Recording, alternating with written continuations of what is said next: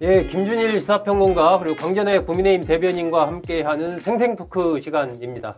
오늘 그 이른바 친한계라는 전직 의원이 그런 얘기 했던데 이게 한동훈 전 대표가 그 최악 그 뭐 이런 용어를 쓴 거, 네. 그럼에도 결과적으로 어쨌든 장동혁 대표가 탄생한 거 이것이 확실하게 차라리 김문수 부를 뭐 지원해라라고 얘기를 했어야 되는 거 아니냐 이러면서 이제 한동훈 전 대표가 좀 정치적으로 이번에 타격을 입은 것 아니냐 이런 얘기를 했던데 그 평가에 대해서는 어떻게 보세요? 아니 뭐 그 결과적으로는 타격을 입었죠. 뭐 이거 안 입었다고 볼 수가 없고, 그러니까 한동훈 대표의 정치가 당분간 좀 원래도 뭐 그렇게 창창하진 않았는데 암흑기가 좀 도래했다라고 봐요. 그러니까 그러니까 한동훈계라는 게 사실 어느 정도까지 이게 세력이 있는 것이냐. 그러니까 우리가 개혁보수라는 거에 상징성으로 한동훈이 있는 건데 진짜 한동훈계라고 하는 사람들이 얼마나 되는 것인가에 대해서도 좀 당내에서도 안팎에서도 의문이 있거든요. 진짜 한동훈계? 진짜 한동훈계. 뭐 예를 들면은 뭐 윤희석 대변인이나 이런 분들은 뭐 진짜 한동훈계로 분류가 될 정도로 뭐 그런데 의원들 중에서 뭐 그러면 진짜 한동훈계 뭐 누가 있겠냐. 그러니까 비례대표 분들이나 몇 분들 이제 한지아 의원 뭐 예를 들면은 뭐 몇 명 분들이 계시는데 김예지 의원, 네, 김예지 의원. 근데 김예지 의원도 사실은 모르겠어요. 그러니까 뭔데 이제 전력의 그 정말로 화력에 편의상 분류는 하지만 얼마나 로열티가 강하냐. 그러니까 이게 한동훈계라는 게 사실은 한동훈이라는 상징성이 있는 정치인을 중심으로 이제 이 윤석열 탄핵에 찬성한 사람들이 이게 느슨하게 연합군이라고 봐요. 근데 이게 아마 저는 한동훈을 쫓아내기보다는 한동훈을 고사시키는 방식으로 갈 것 같아요. 제가 보기에는. 예, 그래서 무욕주기 계속 한동훈 이름 얘기 안 해도 나가라. 한동훈 굳이 찍어낼 이유가 장동혁 대표는 본인이 다 모든 걸 쥐고 있는데 찍어내거나 쫓아내면은 오히려 정치적 몸집만 더 키워주는 거예요. 그러니까 계속 주변의 사람들 이제 괴롭히고 뭐 이런 거에 대해서 오늘 제가 김종혁 전 최고위원 만났거든요. 선배 제일 위험한 거 아니야? 징계 윤리위도 이미 올라갈 예정돼 있어요. 올라가 있죠. 나 좀 빨리 좀 징계 좀 해줘. 나 좀 크게. 김정혁 선배가 농담으로 김정혁 전 최고가 뭐 그런 얘기를 하더라고요. 그래서 상징적으로 몇몇은 좀 시범 케이스로 제가 보기에는 친한계 중에 좀 위험하다 그 생각이 들기는 해요. 그렇죠. 그리고 이번에 새로 선출된 그 최고위원 중에 김민수 최고. 김민수 최고는 오늘 오전에 첫 번째 최고위 회의 있었거든요. 여기서 당원 게시판 논란 당무감사해야 된다. 이 얘기를 다시 들고 하더라고요. 나왔군요. 네. 그러니까 한동훈 대표에 대해서 당장 뭐 윤리위 이런 데 회부를 하지는 않을 것 같고 이미 윤리위에 들어가 있는 김종혁 전 최고 여기에 대해서 어떻게 처리를 할지 그리고 저는 당원 게시판 당무감사도 할 가능성이 높다고 생각을 해요. 이게 좀 강성 당원들 입장에서는 한번 털고 가야 되는 거 아니냐, 신상필벌이 있어야 되는 거 아니냐 이러한 이야기들이 있어서 게다가 최고위원으로 지금 막 들어간 분이 첫 번째 최고위 회의에서 이 이야기를 강하게 했다는 거는 좀 진행될 가능성이 높을 거라고 보고 그래서 일부에서는 한동훈계가 뭐 탈당을 해서 그 신당을 창당한다든지 뭐 이런 이야기들도 계속 나오는데 저는 이미 실기했다고 봅니다. 그러니까 만약에 할 거였으면은 비상계엄 사태 그 바로 뒤에 한동훈 대표가 당대표에서 뭐 끌어내려진 거잖아요, 실질적으로. 그때 많은 분들께서 이래도 되는 거냐 좀 분노하시고 이랬을 때 그때 그 화력을 가지고 했었어야 돼요. 그런데 지금은 전당대회에서 조경태, 김근식 이분들이 좀 아쉬운 스코어를 남겼단 말이에요. 어쨌든 경쟁을 해서 결과가 나온 그러니까 거니까. 이번에는 만약에 탈당을 하면 형식은 탈당이지만 출당이라는 거를 모두가 인정할 수밖에 없는 시기거든요. 그러니까 제가 보기에는 한동훈계에서 뭐 분당 이런 이야기들도 지금 뭐 할 수 없다, 전혀 생각 없다, 뭐 박상수 변호사 그렇게 페북에 올리고 있는 게 시기적으로 결국 쫓겨나는 것처럼 보일 수 있기 때문에 화력을 중심을 가질 수가 없는 부분이 아닌가. 그리고 또 과거 생각해 보면은 지난 총선에서는 한동훈 대표가 진두지휘를 했었잖아요.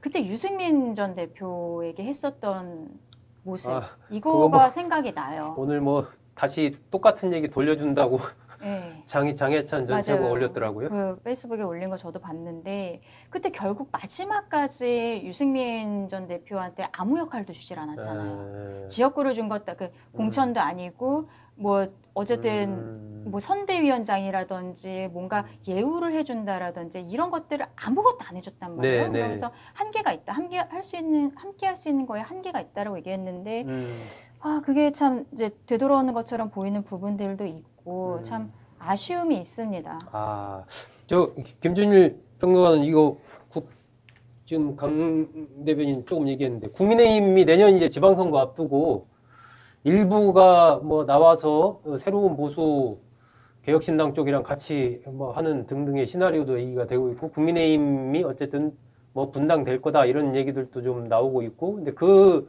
가능성 지금 강변은 그럴 가능성 별로 없다라고 봤는데 김준일 평론가는 어떻게 봅니까? 분당은 현실적으로 가능하지 않고요. 동력이 있어요. 뭐 잘 설명하셨지만은 그러니까 당을 만들려면은 일단 돈이 있어야 되고 그리고 가급적이면은 이제 지역을 어느 정도 먹고 들어가야지 대한민국에서는 이게 어느 정도 기반? 안정적인 뭐 그게 국회의원 선거든 지방 선거든 이게 가능한데 지금 없어요. 어디를 뭐 새로운 뭐 이게 개혁 보수가 어디를 네. 할지 이제 그런 것도 없고 과거에 어떤 실패 사례들이 그냥 뿌리 깊게 각인돼 있는 거죠. 네, 바른정당, 네. 바른미래당에서 결과적으로 맞아요. 보면은 다시 회귀할 수밖에 없는 거. 뭐 이런 것들을 봤을 때 그때는 의원수도 교섭단체 만들고 막 그랬었잖아요. 그러니까 그럼에도 불구하고 실패했는데 지금 비례대표는 나가면 탈당하면은 이미 다 의원직 끝나는 거죠. 내려놔야 되고 네. 뭐 이런 상황에서 한동훈이 정말로 내 인생 이거를 이 고난을 같이 겪고 이걸 헤쳐나갈 정도의 인물인가에 대해서 아마 굉장히 많은 분들이 그러니까 회의감이라기보다는 믿음이 없을 거예요. 그러니까 YS가 가면은 가는 거지 뭐 YS가 가는데 어떻게 안 갈 수가 있어. DJ 가면 가는 거예요.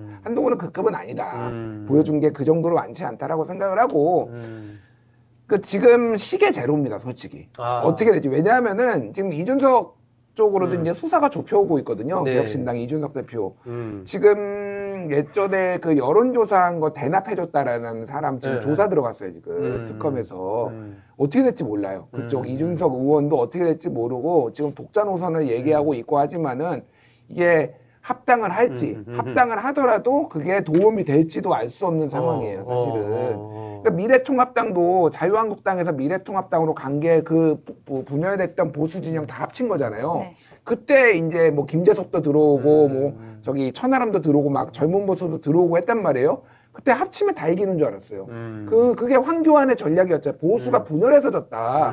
합치기만 하면 우린 이긴다. 조국 사태 나고 지금 팬데믹이 와가지고 정부가 저렇게 못하고 있는데 응징당했어요. 그러니까 마찬가지예요. 지금 개혁신당이 같이 독자 노선을 갈지 따로 갈지도 모르겠고 합친다고 하더라도 정말 지금 이길 수 있나? 저는 굉장히 회의적입니다. 네. 여러 가지가 어쨌든 시나리오가 가능한 앞날이 예측하기가 쉽지 않은 그런 상황이다라고 시계 제로라는 표현을 했어요. 개혁신당과 한동훈계가 합칠 거라는 생각은 좀 잘 안 들어요. 일단은 지지층 자체가 완전히 괴리가 되어 있죠. 개혁신당은 2030 남성들이 중심이고 한동훈 대표 같은 경우는 중년 여성들을 중심으로 한 팬덤을 가지고 있기 때문에 이들은 사실상 물과 기름이라고 저는 생각을 하거든요. 전혀 같이 할 수가 없다. 시너지가 될 그리고 수는 없나요? 이준석 시너지도 뭔가 좀 섞여야 시너지가 되는데 물과 기름이다. 특히 오히려. 이제 개혁신당은 굉장히 본인들끼리 뭉치는 이 성향이 강하기 때문에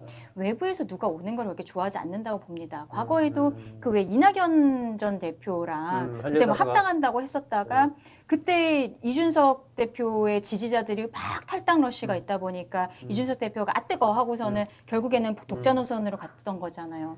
그러니까 이런 것들을 봤을 때는 개혁신당에서 만약에 이준석 대표가 뭐 수사라든지 이런 어려움이 생긴다고 해도 그 안에는 뭐 천하람, 이기인 그 몇 명의 그래도 다른 젊은 정치인들이 있어요. 한동훈이 없어도 이 체제를 어쨌든 끌고 갈 수 있는 사람들이 이미 여기는 어느 정도 있거든요. 그래서 저는 한동훈계가 뭐 나가면은 나름대로의 독자 노선을 해야 되는 상황이지 개혁신당이든 누구와 함께하기는 좀 어려울 것 같다.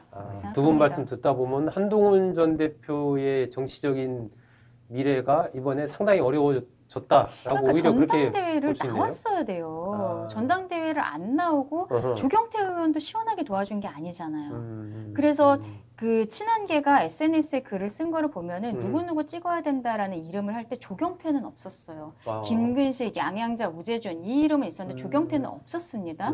조경태 의원이 한동훈 대표한테 상의하기 전에 먼저 출마 선언을 했다는 거 아니에요. 그리고 사람들이 자꾸 언론에서 한동훈이라는 사람이 출마를 하면 본인은 그러면은 지지 선언하고 끝낼 거냐? 근데 또 정확하게 이야기하지도 않았어요. 그게 좀 앙금이 있는지 한동훈 대표가 이번 전당대회 과정에서 뭐 상식적인 후보들끼리 연대가 필요하다 뭐 이런 이야기는 했지만 조경태란 이름 나오질 않았거든요. 아.